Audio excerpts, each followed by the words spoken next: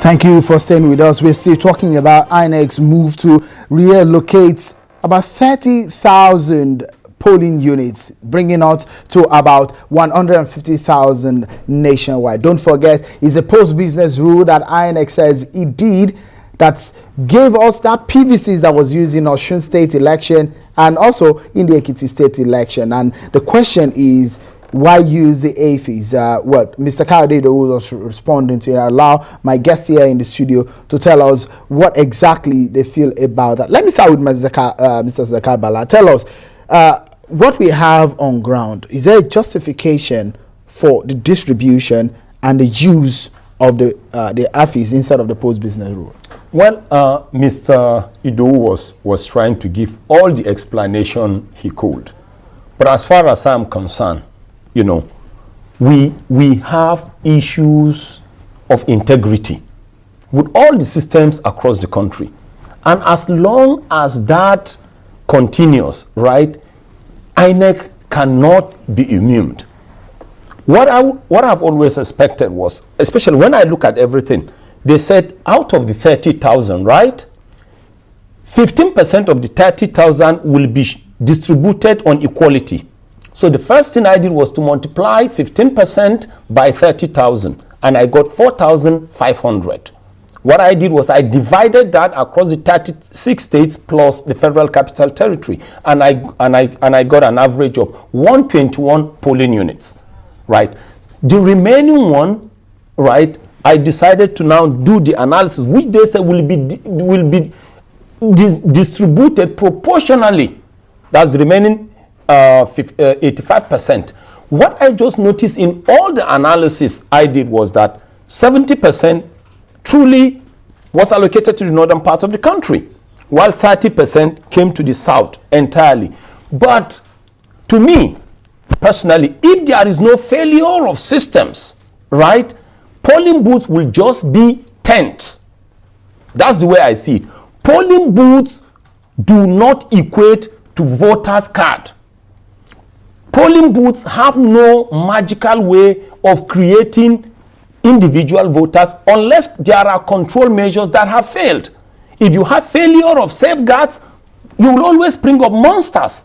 What I will always expect we do as Nigerians, right, with the umpire, if we trust the umpire, is to make sure an economic vampire does not emerge in my community or at the central government or at state level to have access to our coffers. Interesting. Well, we have to make sure somebody who is morally bankrupt and is suffering from moral insolvency does not emerge as a political leader. Of course, you know, the polling units are the basis of, I mean, from the ward level up to, we have the polling unit at the basis where you will stand, and it determines the number. It will create some dominancy, correct. But what we need to do is this. Why do you have control measures, really? Control measures are in different forms. You have preventive control measures, right? You have detective and you have corrective. If I try preventing you with my safeguards and you were able to penetrate, I should be able to detect you.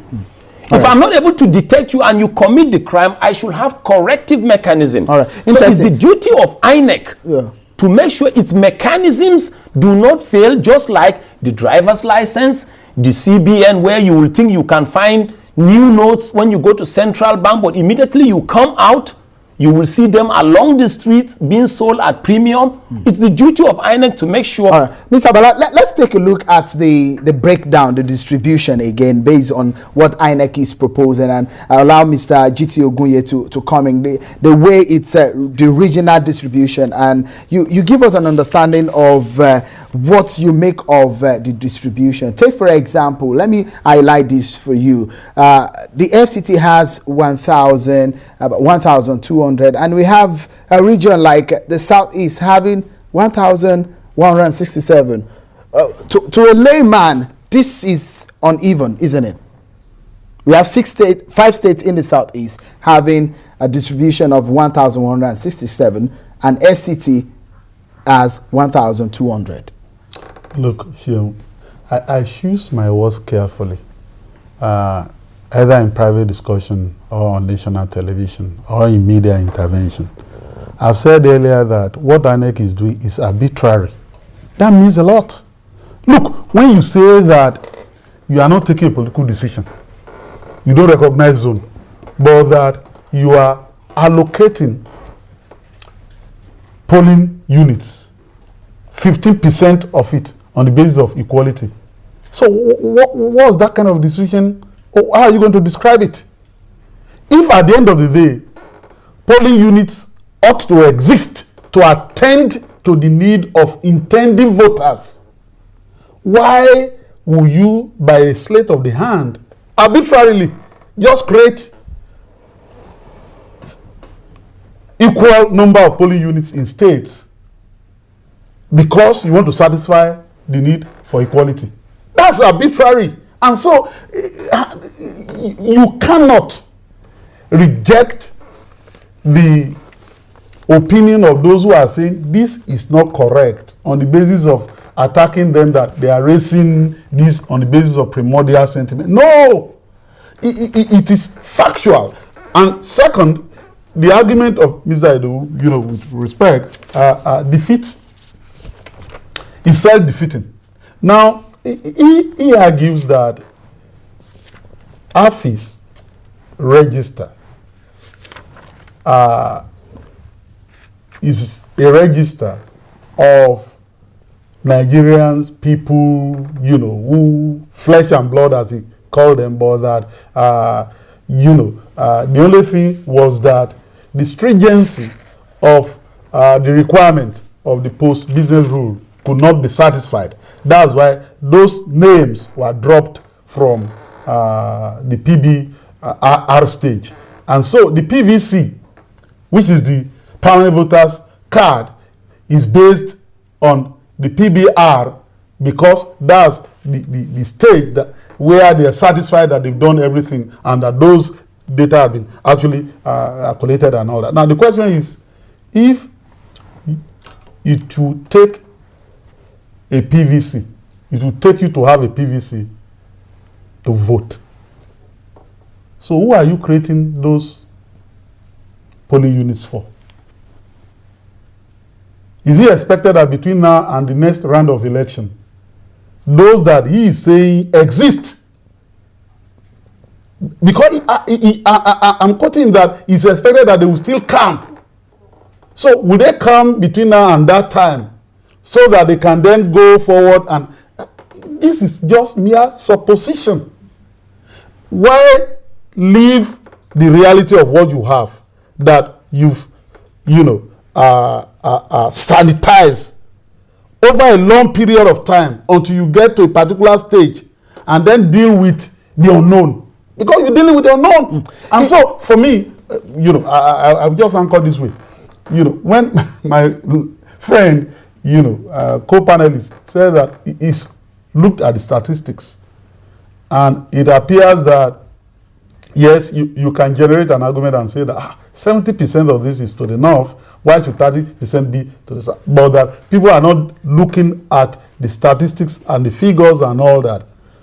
My rebuttal of that line of argument is that INEC, I insist, is not the NPC.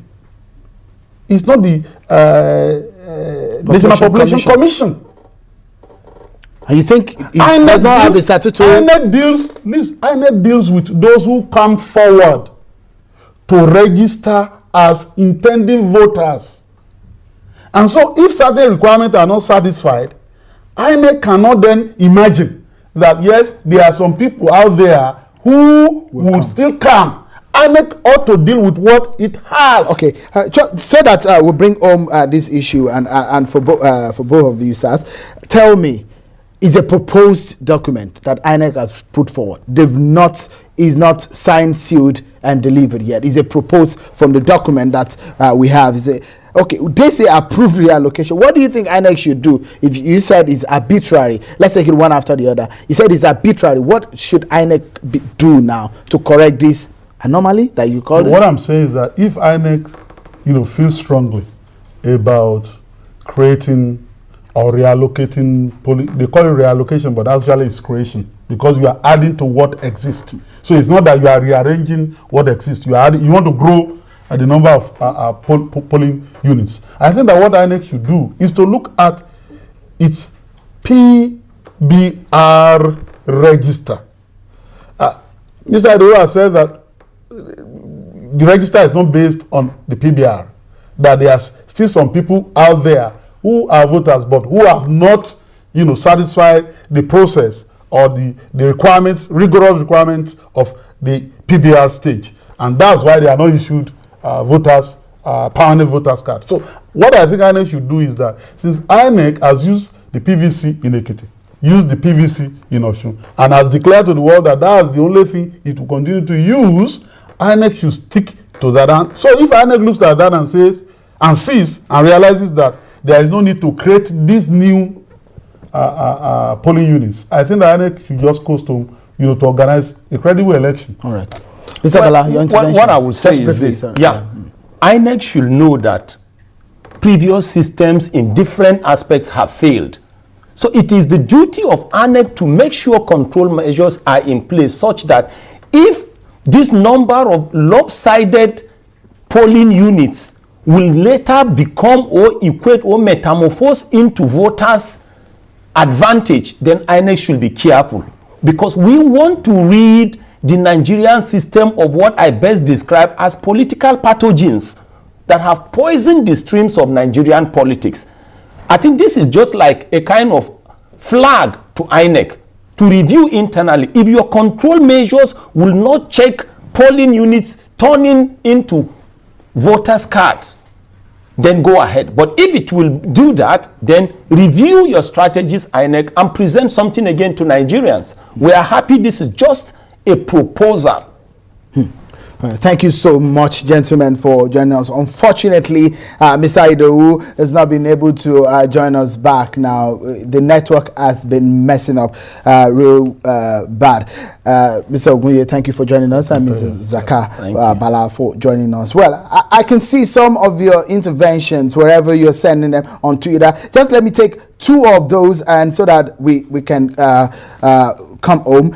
Olariwaju Smart is saying we need polling units because a place like Zoka with 5,000 residents in Ibadan has just one polling unit. We only need to verify the new polling units before election.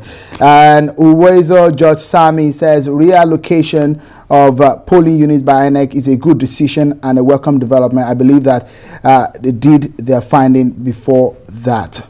Well, that's how much we can go on the program today. I hope next time you will join us and have your thoughts shared on the program. On behalf of the team, my name is Sean Akimbale. Thank you for staying with us. Bye for now.